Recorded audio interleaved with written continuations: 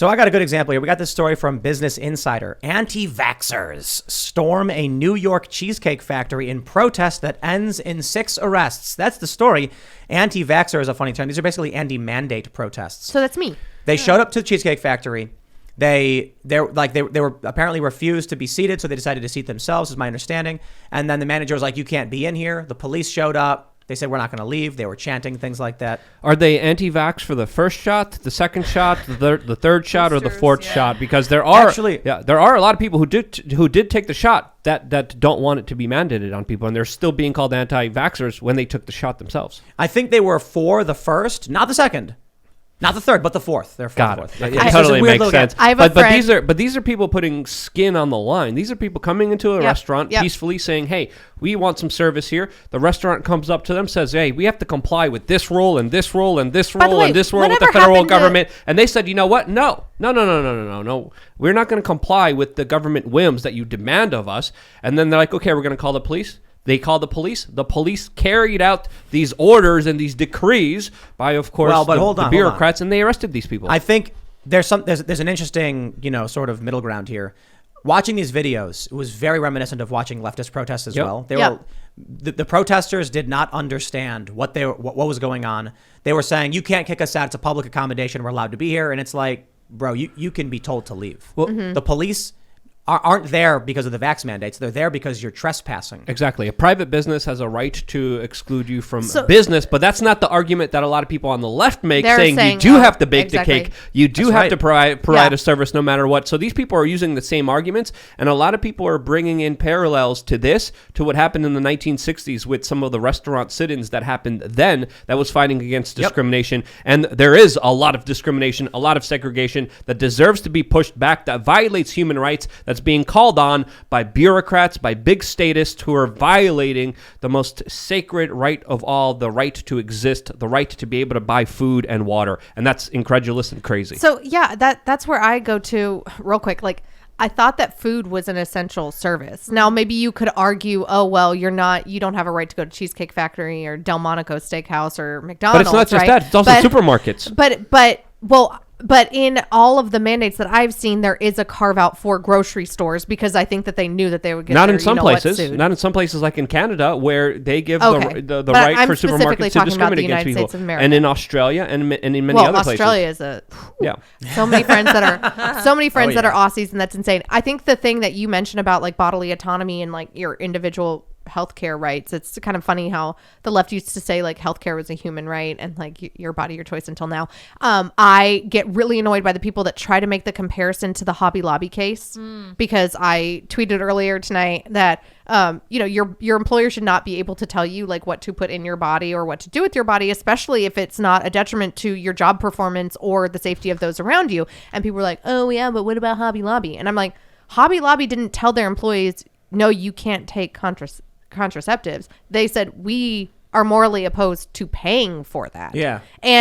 And then I've also had people, because like I said, I'm a home birth hippie. They're like, "Well, your employer knew you were having a home birth." I'm like, the only reason that Jeremy Boring knew I was having a home birth is because I talk about it all the time. And I try to convince people to do the same thing. And I love being a doula. I'm like, but your employer doesn't know your birth plan. Your employer doesn't know what vaccines you're going to give your kids. Your employer doesn't know any of that stuff. Your insurance company that your employer subsidizes does, but not the employers. And now you have like Kroger grocery stores, which they own Ralph's in California. Really? And I legitimately, I'm like, I spend thousands of dollars a month at Ralph's. I will find a different grocery store. Well, they just announced, just for the audience out there, they just announced that they're going to be cutting away benefits for their unvaxxed workers and employees. That's the major decision. They're also trying to get into the Florida market, and a lot of Florida people are saying, "Hey, don't support this business," and this is the way to do it. So vote with your dollar, support the businesses that support you, that support your individual liberty, your individual freedom. But in New York City, a lot of these businesses are told to obey and go along with the edicts. Today, 5-year-olds have to show their vax mandate paperwork and their identification when it comes to indoor stores and businesses. That is absolutely crazy. Fault? The people who complied. The stores and businesses. Yeah. Yes, absolutely. I so wish.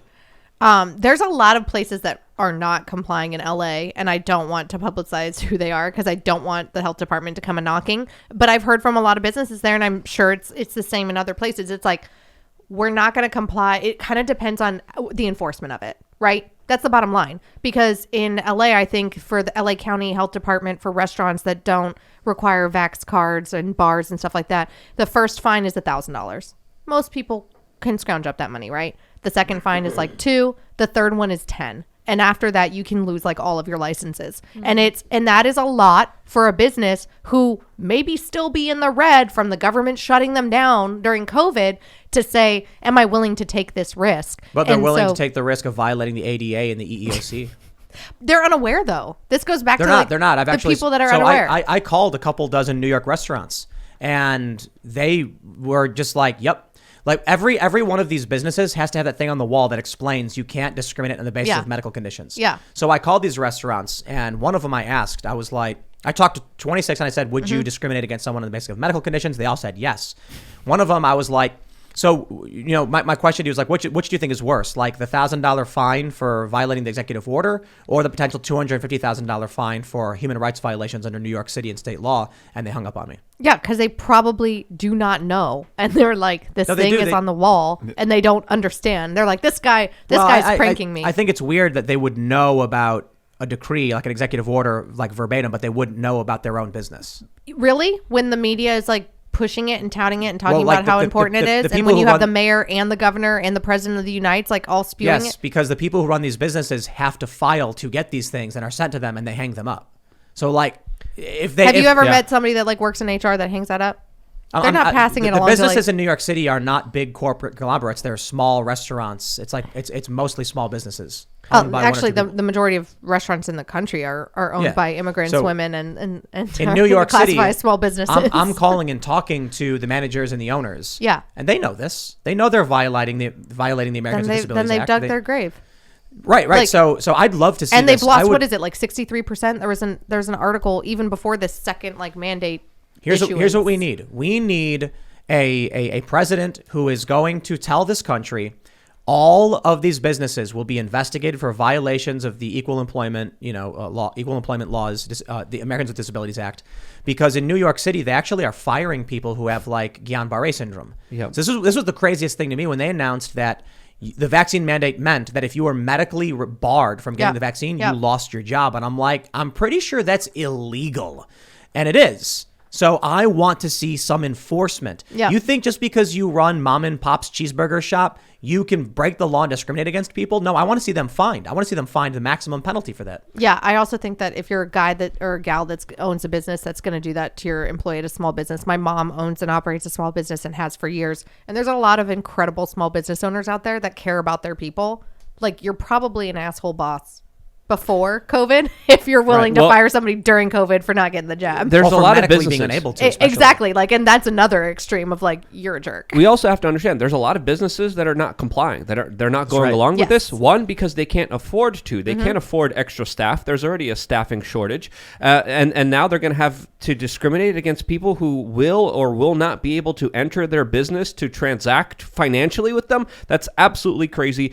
These regulations, these mandates hurt and butcher small businesses, but they allow mega national corporations to succeed because they could hire the extra person. They could have the security guard outside. And of course, they don't face the full brunt of the state. But again, a lot of people in New York City not complying. A lot of people in Manhattan complying. Brooklyn, not so much. And that's why it's also crazy to see major hospital unions, also a lot of major institutions like Amtrak just totally drop the vaccine mandate because they can't go along with it because they can't hire enough people to do the jobs that they need to get done. They were going to have to shut down train services, delay, and they're like, we literally can't, so the vaccine mandate's out. Yeah. Well, Amtrak just announced that a couple months ago, by the way, that they're not going along with it. You know, there's like legal defense funds and stuff that I follow too on social, and you are seeing like small wins. You're seeing the delays, and all it needs to do is start with the delay, and then hopefully one day it'll go away completely. Well, there's 3 judges that are going against Biden's mandate, but the Biden administration has plans on the table to set up a domestic passport system when it comes to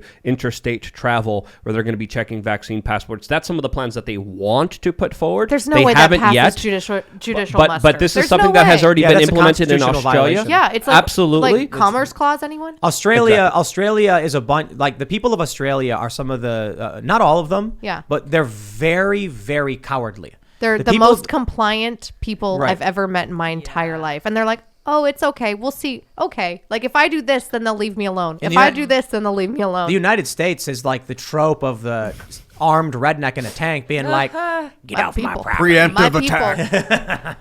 Like I love that Family Guy joke where Kermit the Frog is he's like playing the banjo or whatever, and they're going through a swamp, and they're like, hey, can you tell me where town is? And then he pulls out a shotgun. Yeah, it's back the way you came. That's the trope, man. Don't screw around with people like, get off my property, dude. My husband likes, so Winter's Bone. I love Jennifer Lawrence, like the one that she was nominated for an Oscar for. My husband always tells people, he's like, you know where Elisha's from? They're like, no. I'm like, well, here's Oklahoma and there's where I'm from. And then my husband's like, have you seen Winter's Bone? And they're like, yes. And he's like, that's where Elisha's from. Nice.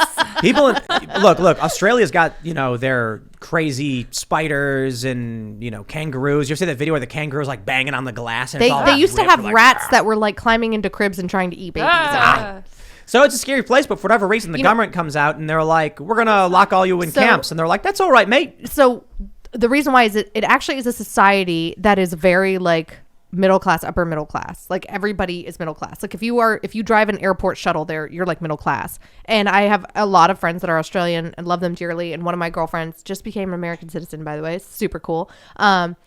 She has like family still over there, especially her grandparents. And they've talked about like this upper class, much like in the United States, right? Like you have these rich elitists that can still go to Mexico and fly their private planes and send their kids to the $70,000 a year, private school in LA and pretend like everything's okay. Chrissy Teigen. But it is the lower class there. It is like the blue collar people that are the ones that are going out and protesting and getting their, what's handed to them by the cops. Really brutal stuff that is disgusting that is not being covered by media anywhere. And it's kind of like the upper class. It's like, oh, we got the shot. We're okay. And it is the poor, the underrepresented underdogs there that are like, no, enough is enough. And I'm like, good for them. Like if any of you are watching, good for you. Like God bless you. It's the poor people that have been predominantly the victims here. They're the ones that are losing a lot of their money, losing their savings, losing their economic mobility, losing any kind of economic opportunities. Mm-hmm. They're the ones absolutely getting riddled with regulations, restrictions. They can't operate a small business. Multinational corporations, they could be open when lockdowns are imposed on everyone else. They could conduct business. They of course could afford the regulations. They could afford the extra taxes. They could afford every little whim that the government puts on them because they're working hand in hand together and working out secret deals that essentially benefit them. And that's why we're seeing the largest transfer of wealth in recorded human history happening right now. Thanks for checking out this segment from the Timcast IRL podcast. If you want to watch live, you can check out this channel Monday through Friday at 8 p.m. Now, don't forget to smash that like button, subscribe to this channel, and if you want more unfiltered and uncensored content with all of these guests, go to timcast.com and become a member. All of these guests you know and love in exclusive segments on our website where we are unrestricted in what we talk about, so you'll definitely not want to miss it. Thanks for hanging out. We'll see you all next time.